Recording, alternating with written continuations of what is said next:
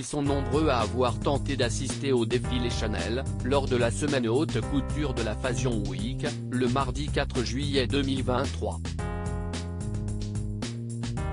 Peu ont eu le privilège d'y être invités, mais Vanessa Paradis était, évidemment, installée confortablement au premier rang. Impossible de faire une Fashion Week sans elle. Et quand il s'agit de Chanel, elle est forcément en front rang.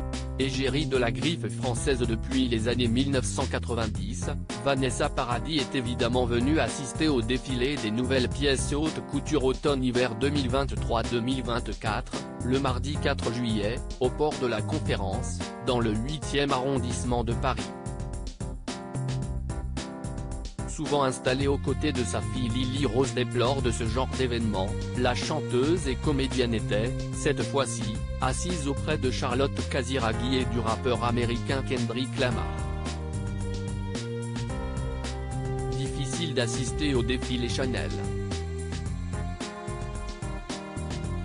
Sur la liste très sélecte des invités, on retrouve notamment le réalisateur George Lucas et sa femme Melody Hobson, Jr., Carole Bouquet, Lupita Nyong'o, Sofia Coppola, Lina Kudry, Bertrand Burgala et sa femme Vanessa Sourde, Margaret Qualley, Rashida Jones, Olympia Ascari, Riley Keough, Iman Perez, Alma Jodorowsky, Amandine de la Richardière, son mari Sébastien Tellier.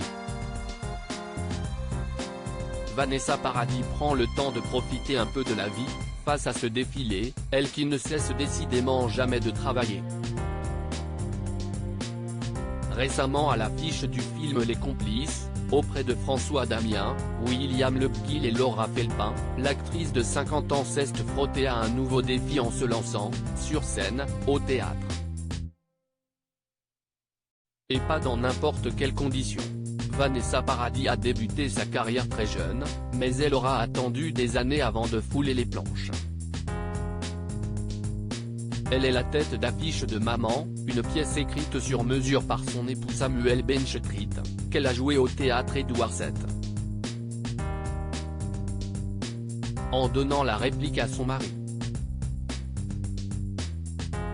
Jouer face à mon mari dans la vie.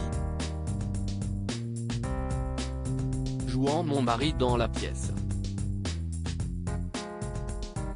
Là, si est devenu compliqué pour nous, racontait-elle dans les pages de Madame Figaro. Nous nous sommes mis à jouer, et nous nous sommes rendus compte à quel point c'était agréable et ludique. Je n'aurais pas imaginé à quel point je pouvais facilement jouer la comédie face à lui. Les acteurs sont des enfants, et nous sommes redevenus des enfants. Nous étions désinhibés, nous nous sommes oubliés.